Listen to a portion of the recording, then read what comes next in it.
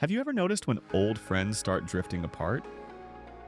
It's rarely a loud fight, but a slow, quiet change. A similar thing is happening on the world stage between some of the planet's oldest allies.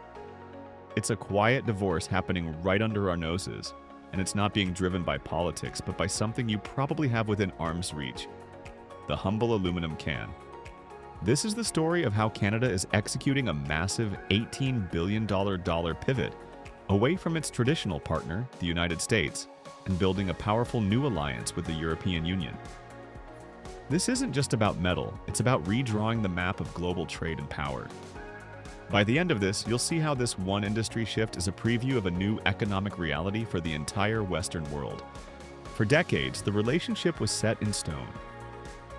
Canada, the world's fourth largest aluminum producer, made the metal, and the United States bought it.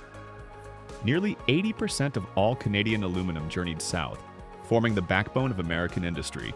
From Ford F-150s to modern skyscrapers, the partnership was predictable and deeply intertwined.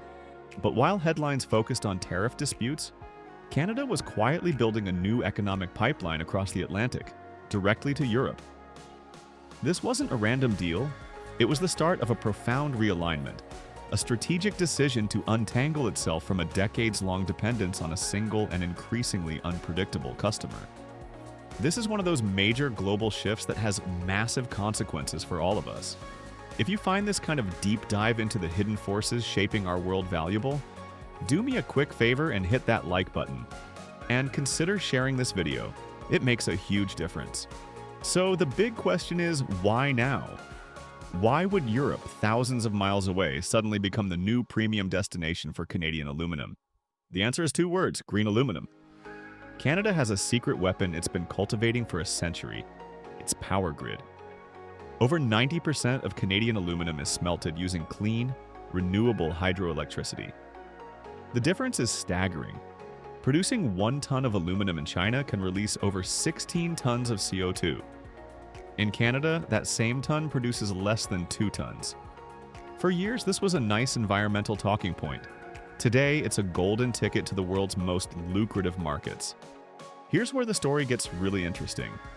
The European Union is in the middle of a green revolution and has rolled out a game-changing rule: the Carbon Border Adjustment Mechanism, or CBAM. Think of CBAM as a carbon tax at the border. Starting in 2026, if a company wants to import high-carbon products like aluminum into the EU, they'll pay a steep penalty. Suddenly, cheap, coal-fired aluminum isn't so cheap anymore. But Canada's hydro-powered green aluminum? It gets a VIP pass. It can enter the EU market without those punishing tariffs, making it instantly more valuable. For a German automaker like BMW or Volkswagen, this is a no-brainer.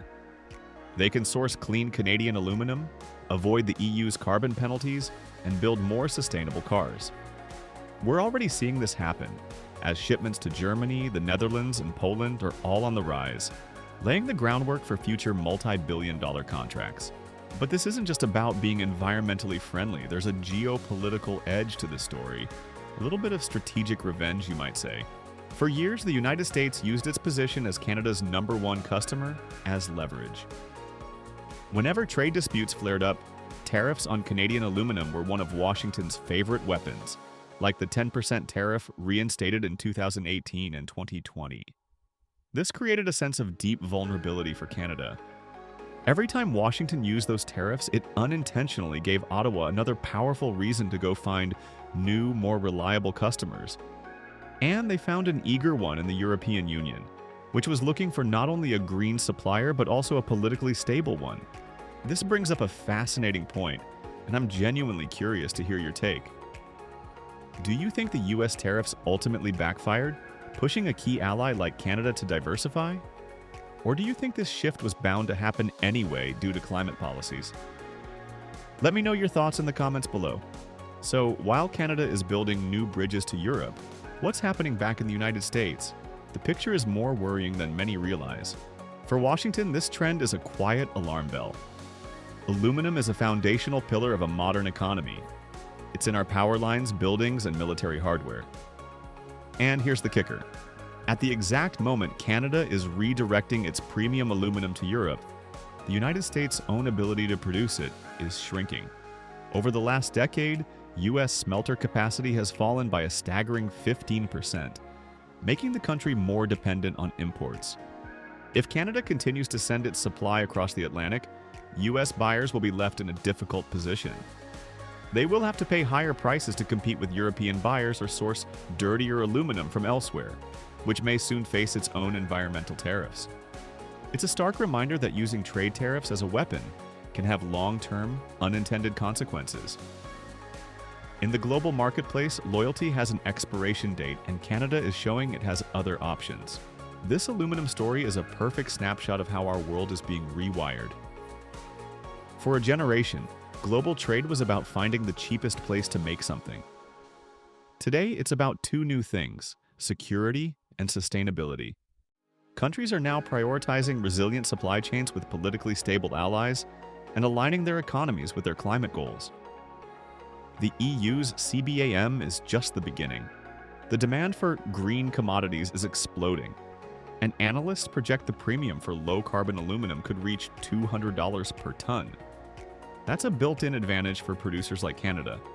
For Canada, this is a masterclass in turning a vulnerability, its over-reliance on the US, into a strength.